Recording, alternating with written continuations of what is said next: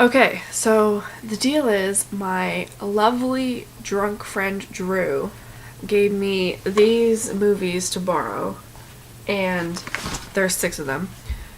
And I'm going to try to watch them in 6 days or less because term starts and I don't have time during school. So I'm going to try and do it this weekend.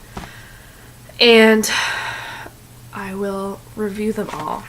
So first up, the one I'm gonna go watch right now is The Goonies. Oh, it's backwards.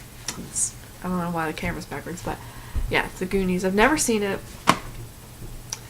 I guess I'm young, and I don't even know what it's about. I feel like it might take place in a sewer. Okay, I'm gonna look at the cover and tell you what I think. So there's treasure involved. Group of kids. This one looks creepy. That guy, he looks creepy. I don't think I'm gonna like him very much. Maybe they might be orphans. Okay, I'm gonna try not to read the back. So my guess is that they're orphans that live in the sewer and find treasure. That's what I think. There's waterfalls though involved. I wonder if there's a treasure map or if the treasure finding is accidental. There's skulls.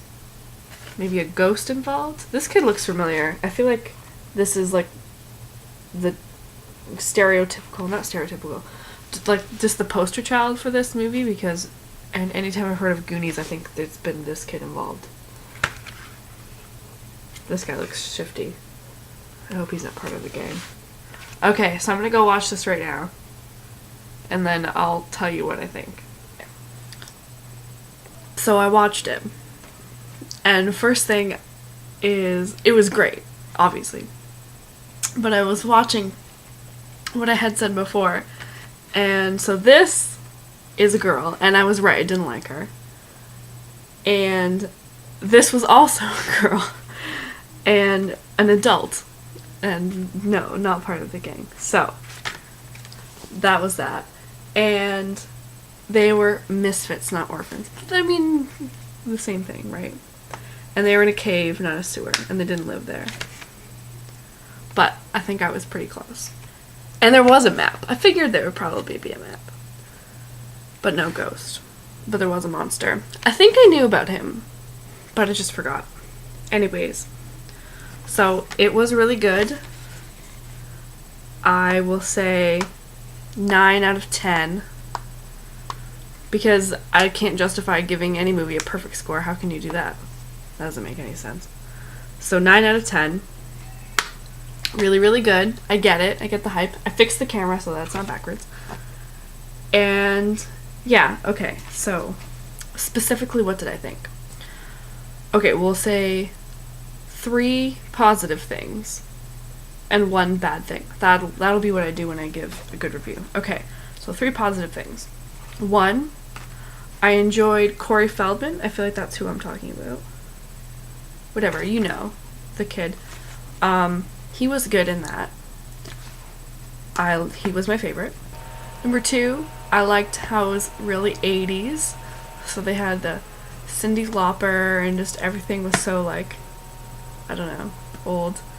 And just their like, the way that the kids talked and they could swear and just, you don't see that anymore. You know, Super 8 was like the closest to like how the movies were in like the 80s and probably the 90s too.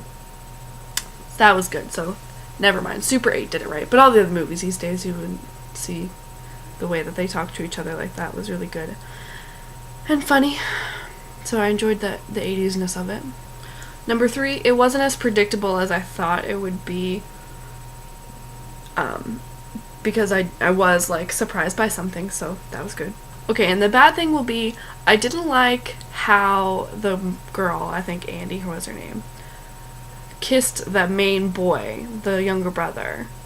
And like I know that was an accident, but they just played it off like that was so funny, and I'm like, but it's creepy though. Like, I don't know how old that kid was supposed to be, because when the other kid was with the bad guys and he was saying all the things he'd done, and he said 3rd grade, 4th grade, 5th grade, and he'd act like he kept going on, so he was at least in 6th grade. And I don't know. I just found it like a little bit creepy, and I would have preferred if she was like slightly more creeped out and didn't just think it was like hilarious. So I don't know. I didn't like that very much. Okay, so that's my review of The Goonies, and I have to choose which movie's gonna be next. So I feel like I was told. Oh yeah, I already decided which one's gonna be next. Next is gonna be Elizabeth. So I'll come back when I have time to watch Elizabeth. Oh, it's so attractive. Okay, I'm still sick. Back in Waterloo, and I'm really tired, but I said I was gonna watch Elizabeth today. So I got my coffee, and I got a cookie, and we're gonna watch Elizabeth. So before I watch it, I'm gonna say what I think happens in it. So obviously she's a queen, and I feel like she's Elizabeth I. Let's Google it. We're gonna Google Elizabeth I. Elizabeth. Okay, so this is in like the late 1500s. Henry VIII's daughter. That's interesting. So some kind of war, something Spanish. And then people started hating her. And then, I don't know. I don't want to read too much because I don't want to ruin it. But 1500s will be interesting. And it has Cate Blanchett, who I don't care for so far in life. But we will see. Okay, so I'm going to watch Elizabeth now. And then we're going to talk about it. Elizabeth. So, she wasn't queen at the beginning. I kind of expected her to be queen at the beginning. She became queen, and then a whole bunch of mess fell out of it. I'll say I'm going to give it 7 out of 10 because I expected to hate it. I normally hate this kind of thing. But it was okay for what it was. I still don't care for her too much. But I went from actually dislike to rather not have her. So, it's an upgrade. But anyways.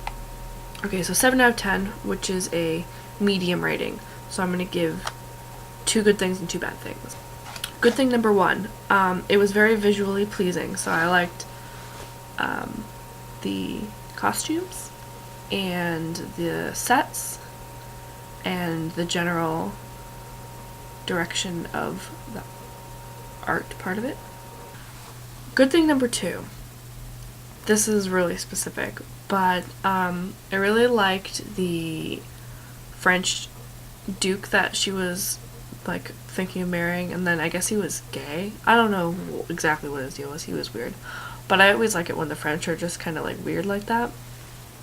And he met her, and he was just like all up in her face, and he was all like, "Je veux toucher la chatte," and I was like, you can't say la chatte to the queen. I don't understand what his problem was, but I was really taken aback by that, and I actually laughed, so that was pretty funny.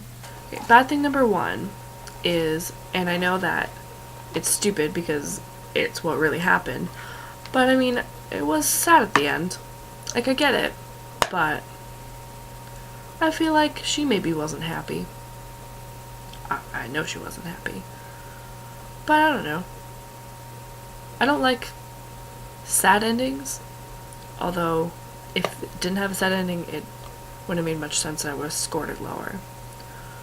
But it was a sad fact of life. Bad thing number 2 was I was lured into a false sense of security with how easy I was able to follow a lot of it, and then something would happen and they just wouldn't explain it, or they would expect you to like get it from something, or I don't know what I wasn't getting, but then I'd be disappointed because I was like, I was doing so well and now I don't understand. Like, when did the main guy, the flash forward guy, when did he do something wrong? At the end, he's like treasonous, whatever. He did treason things, and I'm like, what? When did that happen? I thought he was good. Well, I trusted the Spanish guy for far longer than I think you were supposed to. So I think I didn't understand his deal with that Spanish guy. So anyways, I was a little confused by some things. Who knew? So I have to choose what movie is next. Okay, I'm choosing between two. I might want to watch the sequel right away, just for it to be fresh. But like, that's a lot of history shit. What else? My other choice is I might watch The Usual Suspects, because I did see part of it, but apparently that doesn't count, because I don't know who Kaiser Soze is. So I gotta choose. I think we're gonna go with The Usual Suspects. So I think I'm gonna watch that in the morning, and yeah, so I'll be back in the morning.